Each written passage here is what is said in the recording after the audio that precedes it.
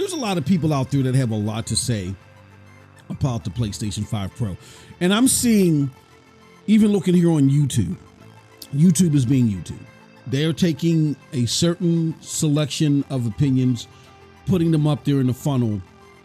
And as a PlayStation 5 Pro owner myself, I'm listening to these takes and I'm like, these takes do not represent the actual experience. Doesn't mean that said reviewer has to agree with my takes. It's just the evidence points that they use simply are not accurate. My journey with my PlayStation 5 was a very comical, very up and down one to try to get one. But once I got it and installed it, I looked at what Mark Cerny said was his goal, taking the base quality modes and the base performance modes and putting them together so you didn't have to make a choice. And there, they definitely succeeded. Did they succeed enough to where it warrants the $700 price tag? That, my friends, we're going to talk about. No further ado, let's get into it.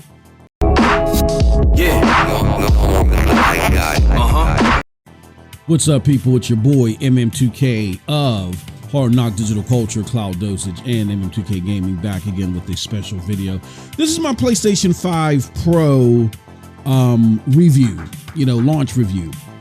Before we get started, do us a huge favor, hit that like button, hit that subscribe button, and rock those bells for notifications, please, so you know when we are dropping these doses. All right, so here's the thing. As much as I enjoy my PlayStation 5 Pro, here's what I don't enjoy. I don't enjoy the reviews that are out there because my problem isn't so much that people aren't aligned with what I think. You know what I'm saying? Like, that's not my problem. My issue is we're hearing a lot of stuff being said about the PlayStation 5 Pro that just isn't true. And because YouTube recognizes that there's a lot of creators coming out there and saying this said stuff, they've decided that, okay, this is the content that we're going to promote. And that's just the mucky side of YouTube. YouTube is not a platform that's about helping to elevate the truth so consumers can, make the best decisions. It's purely an entertainment platform. So whatever they feel like is the entertaining message of the day, that's what they're going to sell you, and they're going to keep putting through the funnel. What is this misinformation that I'm seeing? I'm seeing people out here talking about $700 computers can beat the PlayStation 5 Pro, even though you're not taking into consideration that the PlayStation 5 Pro comes with one of the best controllers that we've seen in a long time in the DualSense controller. So if you go and you're going to build something that's comparable to the PlayStation 5 Pro or better, you have to factor in the DualSense, right? It's $80. But people don't take that out. The Wi-Fi 7, it's part of the device. People don't want to include that.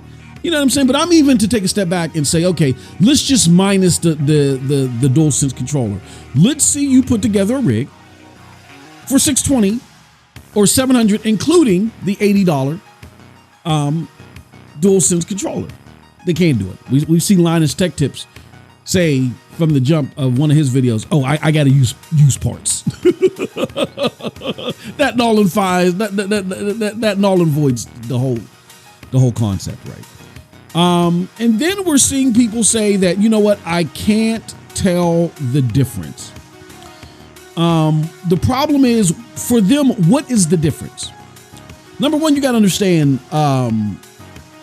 what this device is supposed to do. It would be like me getting an air fryer, right? Say if I bought an air fryer, and said air fryer's purpose is to crispen my food, like an oven will.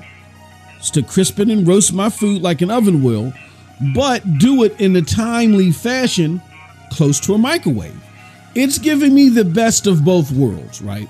So I go get, it's giving me oven taste with microwave time.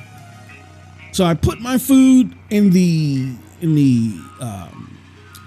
air fryer, and I take a bite into it, and I'm like, hold on, I don't taste the difference from when I put this in the oven. That's not the point. The point was to take the oven experience and combine it with a more time-friendly microwave, time setting. That's what the PlayStation 5 Pro does in Apex. It takes the best of the quality modes from your base consoles and the best from your performance modes from your base consoles, and it puts them together. Kind of like that same scenario that I gave with the air fryer, the oven, and the microwave. So sitting there looking at it and saying, hold on, visually, I don't notice a difference in the quality portion of it, doesn't make sense. That's not the goal. The goal is so you no longer have to play your games with the muddy performance modes, if you preferred frames. So if frames are not a concern to you, let's just say if you were getting a quality mode at 20 frames per second and you were like, you know what, I'm okay with this, then maybe the PlayStation 5 Pro is not your kind of device. Kind of like if you make French fries in the microwave and you're like, well, I mean, they're soggy and tasty to me, then maybe you won't need an air fryer. Or maybe if when you use the oven and it takes you 45 minutes to make said French fries, you're like, well, you know what, 45 minutes, that's nothing. I don't need to cook these in 5 minutes. Then maybe it's not for you. So again, we got to understand the target demo. The target demo are those 75% of PlayStation players that Mark Cerny identified that play in performance mode when given the option for their PlayStation 5 games. That 75% is the target demo. Then you got to break it down to, okay, well, this is a high-end device because it's got high-end technology. It's more powerful. This thing is going to cost money because of that. And the Xbox One X also was a device, and I'm going last generation, but this is where you got to understand where the precedent was set. The Xbox One X was a device that was $200 to $250 more than the base model, which was the Xbox One S at the time. At the time of it released, there was a temporary price cut, which brought the Xbox One S down to $250, but its normal retail was $300, but they kept slashing it here and there. So it's hard to determine. That's why I say anywhere between $200 to $250. This right here is $250 more than the base console, which is the PlayStation 5 Digital. The PlayStation 5 Digital is now $450. This is $250 more than that. So again, the precedent was set last generation when it came to high-powered mid-gen refreshes. High-powered mid-gen refreshes. I'm not talking about a mid-gen refresh that, maybe you're going to get 40 frames. You know what I'm saying? In the PlayStation 4 Pro. No, this is a very serious upgrade. Not only is it an upgrade in the actual hardware that's under the hood, but then you got to factor in the Black Horse and all this. That's the freaking PSSR. And that PSSR technology is amazing.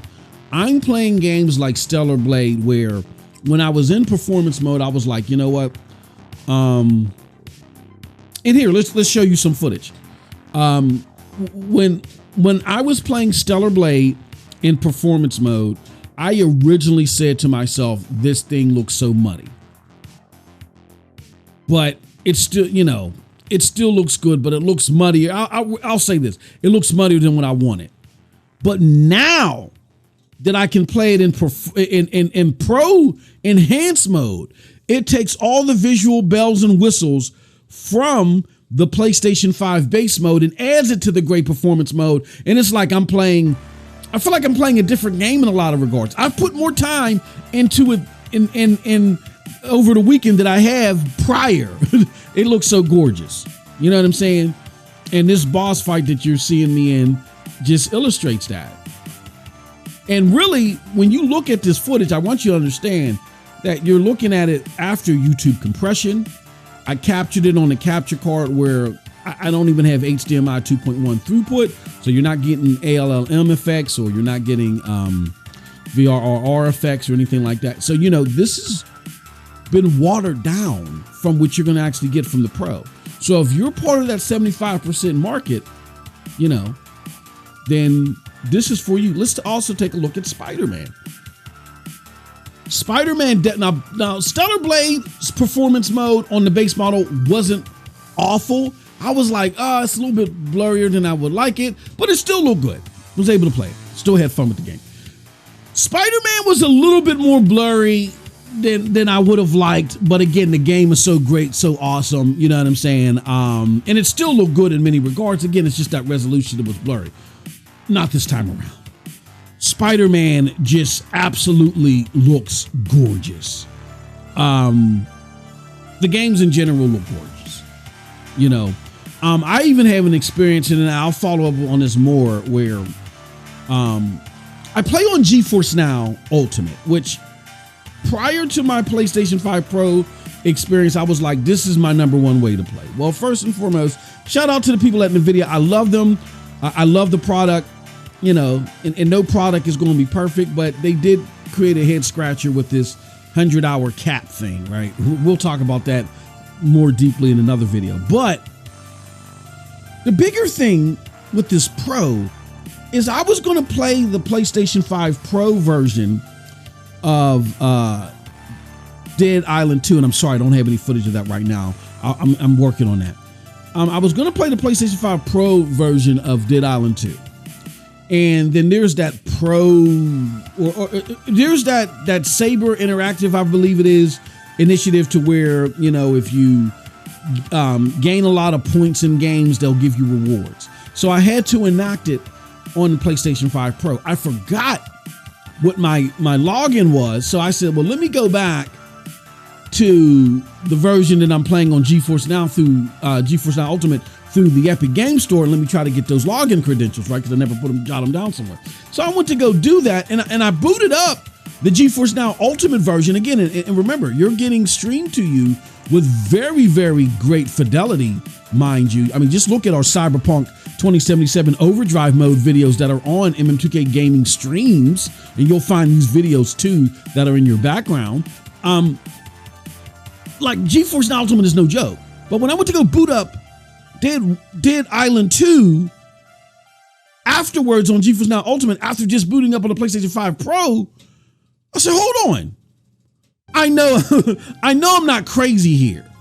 I know I'm not looking at this and there's something, and then this Pro looks better than GeForce Now Ultimate, right?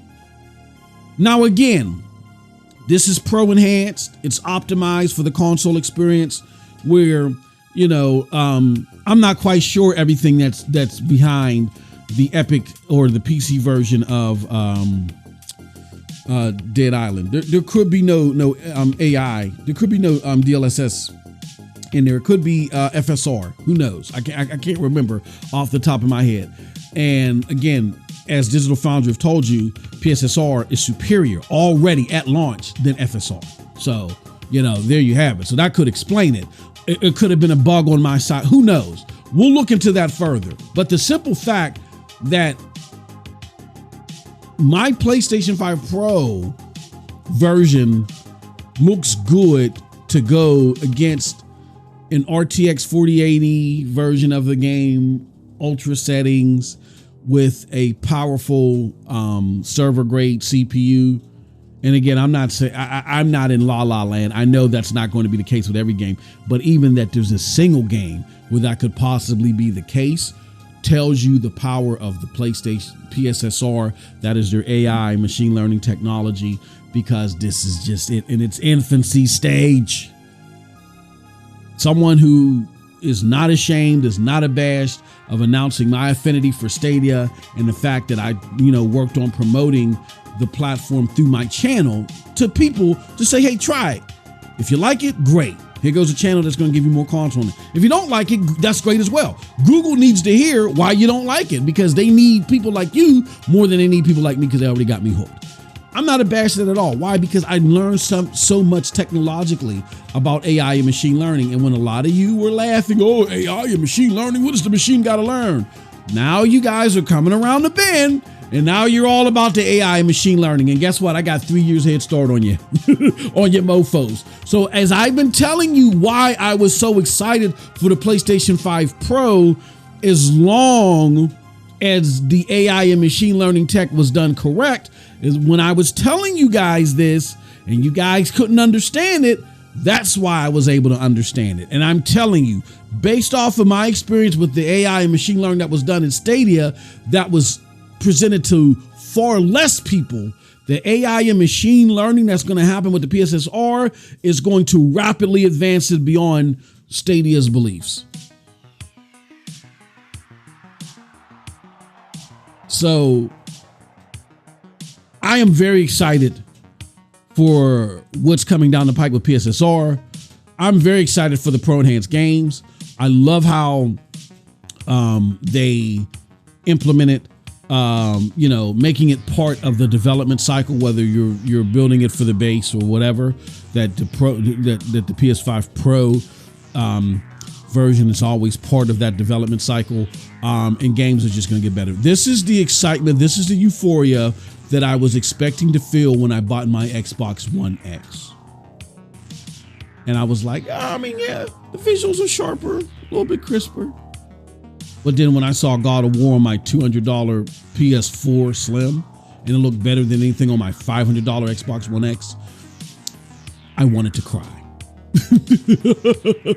But that euphoria has officially returned several years later. 7 years later, to be exact.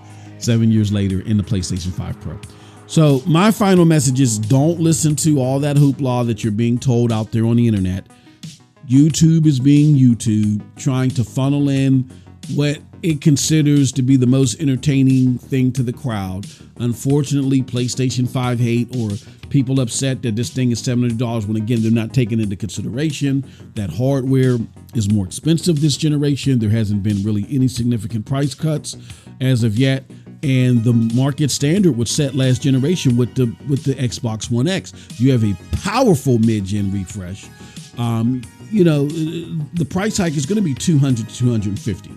This is a price hike of $250. It hurts a little bit more to some that may be interested, because that $250 results in a $700 price tag, to where if this generation was able to have price cuts like they were last generation, you'd probably be looking at a $600 device at the most. But this isn't last generation. With that said, those are my thoughts. That's it from your boy. Let me know what you think. And if you enjoy these videos and you want to see a lot more of this, definitely go to MM2K Gaming Streams, where we're going to give you the raw footage from the PlayStation 5 Pro. I can't let this thing go. So phenomenal. With that said, that's it from your boy. Until next time, have a wonderful, wonderful gaming day. Peace.